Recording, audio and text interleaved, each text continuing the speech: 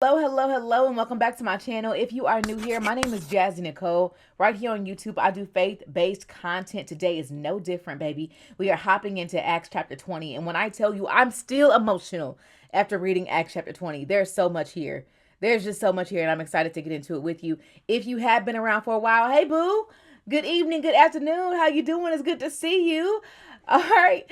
So listen, if you are new here, baby, this is where we get into the Word of God together. So please feel free to subscribe to the channel. Stay along with me as we dive into the Word of God. Today, again, we're on Acts chapter 20. I cannot wait to dive into it with you. So without further ado, let's get into Acts chapter 20.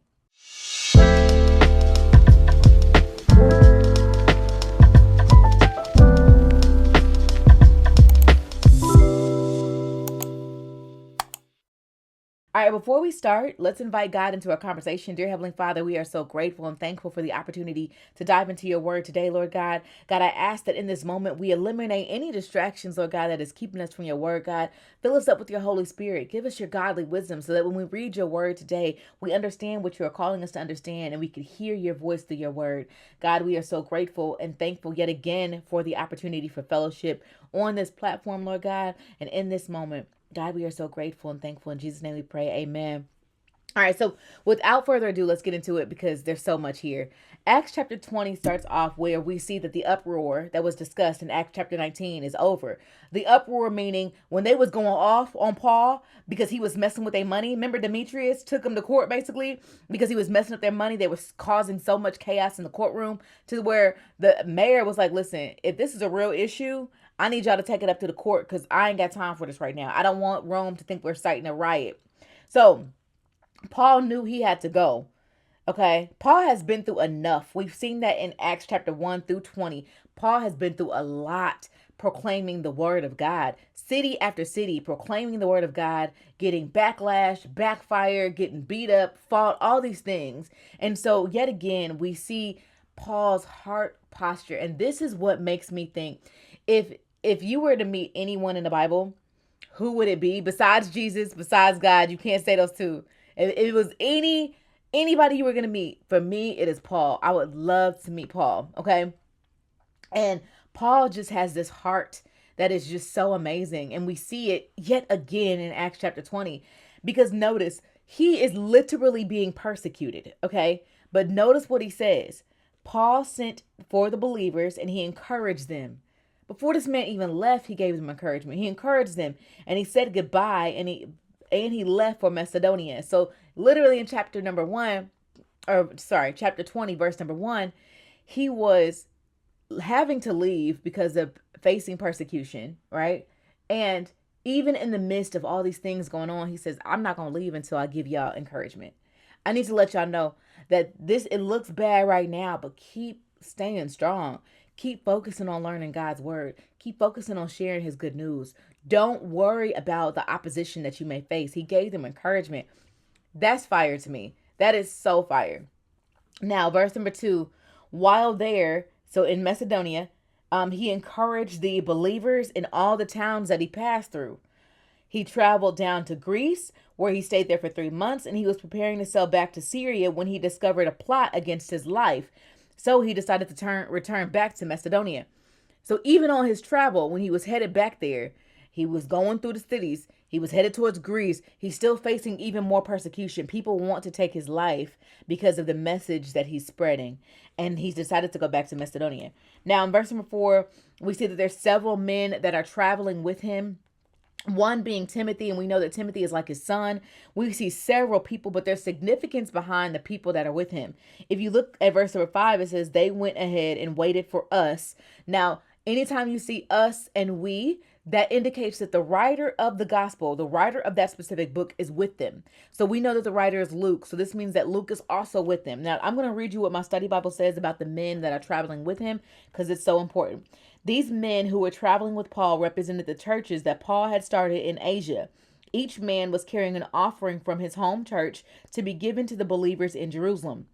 Having each man deliver his church's gift provided accountability, greater safety on the trip, and a personal touch to strengthen the unity of the believers. This was an effective way to teach the church about giving. because the men were able to report back to their churches the ways that God was working through their generosity. Paul discussed the gift to Jerusalem in each one of his letters to the Corinthian church. And you can find that in 2 Corinthians chapter 8, verse 1 through 21.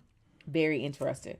Okay, now verse number 6, we see that after the Passover ended, so all the people that were with Paul, including Luke, boarded a ship to Philippi in Macedonia. And 5 days later, they joined in Troas, where they stayed for a week. And I could be saying that wrong, so let me let you know that I do have the words on the side of the screen for you. I'm looking at verse number 6. I'm referring to Troas. Okay. All right. So they're there. And they're there for quite a while. So we can see their travels. Okay. Let's talk about the significance of the Passover. So Jewish believers celebrated the Passover, which was immediately followed by the festival of unleavened bread, according to Moses' instructions in Exodus chapter 12. Even though they couldn't be in Jerusalem for this occasion, they still celebrated it. So even though Paul, Timothy, Luke, the other men that were with them, couldn't be in Jerusalem to celebrate the Passover, they still celebrated it where they were. And we're going to see that in Acts chapter 20, verse number 7. So on the first day of the week, they gathered the local believers to share in the Lord's Supper. Paul was preaching to them, and since he was leaving for the next day, he kept preaching until midnight. So this is a late time. He's preaching for quite a while. Now, we know that a lot of times they would preach in the upper room of the home. So upstairs, right, in the upper room, upstairs, they would meet, and they would have lighted flickering candles. Then these were kind of like candles or lamps, however you want to call it. But it was, this says lamps, but it was like candles, okay? So in verse number 9, as Paul spoke on and on, there was a young man who was sitting near the windowsill, and he became very drowsy. Now keep in mind the conditions. There's candles lit. There's lots of people up there. It is getting late. Paul is preaching and preaching and preaching. So it's very common for someone to get drowsy, especially a child. This little boy was between the ages of 8 and 14. So this little boy that they're talking about, he's between the ages of 8 and 14. Most kids get drowsy when someone's just talking and preaching and sharing the news. Most kids get drowsy being around a lot of people, especially being upstairs. You got a little wind, you got a lot of heat, you got a lot of people. So this little boy got drowsy, and he was near the windowsill. Now, the little boy fell, okay? And we can see that in verse number 9. The little boy became drowsy, and he fell 3 stories to his death, okay? Now, verse number 10, Paul went down there, he bent over him, and he took him in his arms, and he said, "Don't worry, he's alive." The boy still lived, okay? He could have died in that moment, but the boy still lived, thank God. Verse number 11, they all went back upstairs, and they shared in the Lord's Supper. They ate together, and Paul continued to talk to them until dawn, and then he left. Meanwhile, verse number 12, the young man was taken home, and he was very alive, and he was very well, and everyone was very relieved because of this experience. I mean, that could have been so overwhelming for his parents. He's between the ages of 8 and 14. He fell 3 stories, but glory to God, he still lived. And all this is happening during the Passover while he's sharing the message. And then they share the Lord's Supper. Like, it seems like it's happening like this, but imagine the miraculous moment that they're experiencing right then and there, where they are celebrating the Lord's commandments. They're celebrating the commandments of Moses. They're celebrating the Passover. They're celebrating God. And then something tragic happens. But glory to God, this little boy lives. He lives. He lives to celebrate the Last Supper with them, right? Such a miraculous moment defined in such a short paragraph. But if we take a moment and just acknowledge that this is powerful and beautiful and amazing that this happened to this little boy, that he was saved. Okay. All right. So boom, let's go for it. Verse number 13, we see where Paul landed in another area, Assos, where he arranged for us, so all of them, the people that were with him, including Luke, to join him while they traveled by ship. So I'm going to fast forward a little bit, and I'm going to actually go to verse number 16. So in verse number 16, Paul decided to sail past Ephesus because he didn't want to spend additional time in Ephesus, mainly because he was rushing to get to Jerusalem because he missed the Passover, but he didn't want to miss the very next festival. So Paul had missed attending the Passover in Jerusalem. So he was especially interested in traveling for the Pentecost, which was approximately 50 days after the Passover. So knowing that the Passover that happened in verse number 7 was about 50 days after what occurred in verse number 16. He's rushing to get there because he wants to celebrate the festival of the Pentecost in Jerusalem. Now, he was carrying with him the gifts for the Jerusalem believers from the churches of Asia and Greece. That's what all the people were there with him for. The Jerusalem church was experiencing very difficult times. So Paul may have also been anxious to deliver these gifts to the believers at the Pentecost because it was a way to celebrate and give God thanksgiving for the provision. And it's a great way to remind them about God's grace, God's mercy, and about endurance. So now, verse number 17, we see where he landed, and he sent a message to the church of Ephesus asking them to come and meet him there. All right. So he didn't want to stop at Ephesus, but he still wanted to communicate with the church of Ephesus. Now, this is the part that really got me emotional, verses 18 through 36, about Paul and what Paul wrote to this church. Okay. So, or what he talked to when the church got there, when the church of Ephesus got there. So this is Paul in verse number 18, speaking to the church of Ephesus. They met him where he wanted them to meet. This is what he said. When they arrived there, he declared, and I'm going to read this verbatim because it's so good.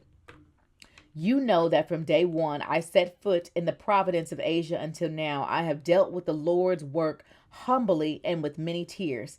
I have endured the trials that came to me from the plots of the Jews. I have never shrank back from telling you what you needed to hear, either publicly or in your homes. I have had one message for the Jews and Greeks alike, the necessity of repenting from sins and turning from God and having faith in our Lord Jesus. Stopping for just a moment at verse number 21. Paul is reminding them, listen, you know that humbly I've submitted everything and my all to God and to share the message of repentance and sin to everyone alike, right? You know I faced a lot. You know I have. And this is him showing his heart yet again to the church of Ephesus. Verse number 22. And now I am bound by the Spirit to go to Jerusalem, and I don't know what awaits me, except that the Holy Spirit tells me in city after city that jail and suffering lie ahead. Stopping for just a moment.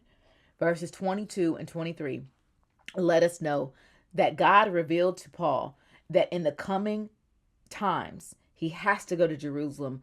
But as a result of going to Jerusalem, he's going to face severe judgment, punishment. He's going to face jail, and there's a lot of suffering lying ahead of him. The Holy Spirit reveals this to him. And yet instead, in this moment where he could have ran, he says, listen, I need to talk to you, Ephesus. I need to remind you what I experienced, what I'm about to walk into, but I also need to encourage you. Wow. Right? Wow. We've seen the same type of humility, love, grace that Jesus had before he went on the cross, right? The Last Supper was him reminding his followers of what they've experienced together, right? So dope. So dope, right? Verse number 24. But my life is worth nothing to me unless I give it for finishing the work assigned to me by the Lord Jesus, the work of telling others the good news about the wonderful grace of God. Listen, this is what teared me up. My life is worth nothing unless I can share the good news of God. Listen, whew. Paul, the man that we know as Saul, the one who originally started off with persecuting Christians. He originally started off with proving that Christianity was wrong. He originally started off with chasing Christians down so they could be jailed. He didn't care if it was a man or woman or nothing. That was his original plan. His plan. Plan A. Plan B, God stopped him in his tracks and said, no, you're going to follow me. Why are you persecuting me? Why are you doing this to me? Changing his life over to be such a dynamic man who shared the good news, who shared the word of God. And this is him saying, my life, I know what life was like back then. That ain't it. I understand right now in this moment that my life is nothing unless I can share the good news in the word of God. And that is so powerful for us as we walk on our journeys of sharing the good news, sharing the word of God, doing what God is calling us to do, walking in purpose. Our life is nothing unless we're obedient to our Father, right? This is true worth. This is true purpose. Walking in what God called you to walk in. That's purpose. And that doesn't mean that your purpose is not going to have suffering attached to it. That doesn't mean that you're not going to have losses. You will have that. That does not mean that you won't. But what it does mean is our lives, laying that at God's feet. This is true purpose. This is true. This is true life. This is true living, right? Okay, let's keep going. Verse number 25. And now I know that none of you to whom I have preached the kingdom of God will ever see me again. He's letting them know, listen, y'all not going to see me no more. This will be the last time you see me. Whew. Just imagine the church of Ephesus in that moment where you're looking at the man who helped set the foundation for your belief. He helped you understand the word of God, and he's telling you, you're not going to see me anymore. This is it. 26, he said, I declare to you today that I have been faithful. If anyone suffers eternal death, it's not my fault. For I didn't shrink from declaring all that God wants you to know. I didn't stop telling you to repent. I'm not going to shrink from telling you what God told me to tell you. You have a choice. You can either choose to follow it or not, but I'm not going to shrink that. Then he says, so guard yourself and God's people. Feed the shepherd, God's flock, his church, purchased by his own blood, over which the Holy Spirit has appointed you to lead. He said, I know that false teachers like vicious wolves will come in among you after I leave, not sparing the flock. Even some men from your own group will rise up and distort the truth in order to draw a following. Stop for a moment, baby. Don't we already see that? People will sit up here and take the word of God and distort it for a following. We see that. You know, churches like that are predominant. They're loud. And this is why it's so important for us to stay in our word for ourselves, understand the word of God for ourselves, right? Feed the flock, share the word of God. But you can't share the word of God unless you're in it. Understand it for yourself so that way the discernment can penetrate your mind and your thoughts when you are sitting amongst people who are sharing the word of God. Wait a second. You know what I'm saying? Okay, verse number 31. Watch out. Remember the 3 years I was with you, my constant watch and care over you day and night, and for many tears for you. Verse number 32. And now I entrust you to God and the message of his grace that is able to build you up and give you the inheritance with all those he has set apart for himself. Verse number 33. I have never converted anyone's silver or gold or fine clothes. He's letting them know, listen, I ain't never took y'all money and pocketed it. That ain't never been me. I would do this for free if I gotta, right? Then he said, you know that these hands of mine have worked to supply my own needs and even those who are with me. He's a tent maker. That's how he was surviving. He was building tents. That was his thing. And he built tents for his own good and for the people that was with him. That's how he supplied his money. He didn't take money from people. That's what he's saying. I never took money from y'all. That's how you know. You know what I mean? Verse number 35.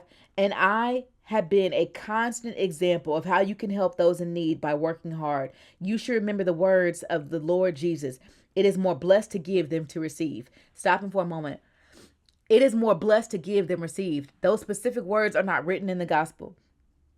But of course, all of Jesus' words weren't written. There's no way. And even Luke said that.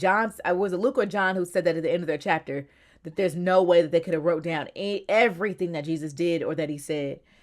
But this right here is how he lived, though. This is how Jesus lived, right? He lived a life of a servant leader. He literally gave his life for us, right? Okay, verse number 36. When he had finished speaking, he knelt and he prayed with them. They all cried and embraced and kissed him goodbye. They were sad, most of all, because he had said that they would never see him again, and they escorted him down to the ship. Baby, I can tell you right now, if I was part of that church in Ephesus and that was in that moment, baby, I would have been in shambles, honey. Shambles. I was in shambles reading it. I could only imagine what the church of Ephesus felt, getting this heartfelt conversation from Paul and being told, I'm not going to see you again, right? Goodness. Let me know what stood out to you in chapter 20. This is what stood out to me. It was just heartfelt and emotional, right? Just listen. Now, in verse number chapter 21, we're going to see where he enters into Jerusalem. We're going to get more of his experience. Acts is almost over. There's only 28 chapters in Acts. But 20 was very powerful, very heartfelt. We see a lot of his heart posture. We see a lot of reminders on how we can steward our lives in purpose for God's glory. All right. Let me know what stood out to you, and I will see you guys tomorrow for Acts chapter 21. Okay. Love you. Bye.